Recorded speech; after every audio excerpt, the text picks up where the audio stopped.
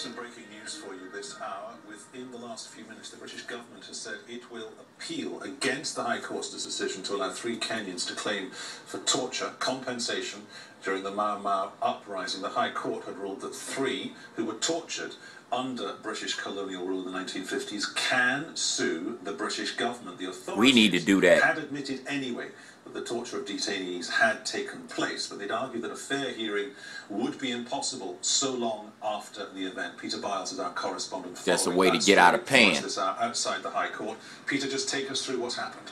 Well, it's a really important judgment for the Kenyan Mau Mau veterans. They were not here in court in London, they're in Nairobi today, but waiting to hear what the news is from the High Court.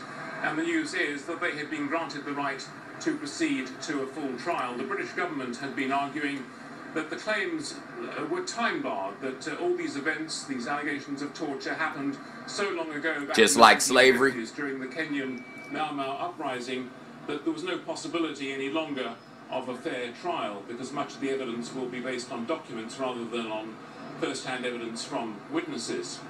However, the judge has rejected that and said that the Kenyans can proceed to a full trial. Their lawyers, Lee Day and Company, say this is an historic judgment which will have repercussions for years to come. The 3 clients are said to be delighted, and the statement from the lawyers goes on: "We know that in Kenya there are thousands of others who are still alive who suffered similar torture and abuse to that suffered by the 3 clients, and they will be able to benefit from this judgment." And now it's only 3 of those 4. It's not in dispute that the 3 veterans were tortured during detention in the 1950s. The British government conceded in court here in July in London that torture had taken place.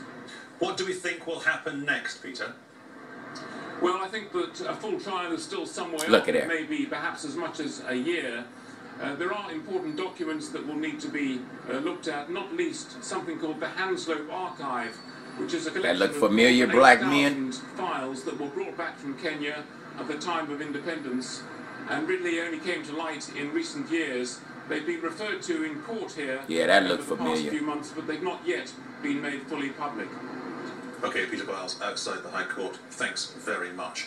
And we'll be talking live to our correspondent, Gabriel Gatehouse. He's outside the Kenyan High Commission, the Commission for Human Rights in Nairobi right now. We'll get a little later to him.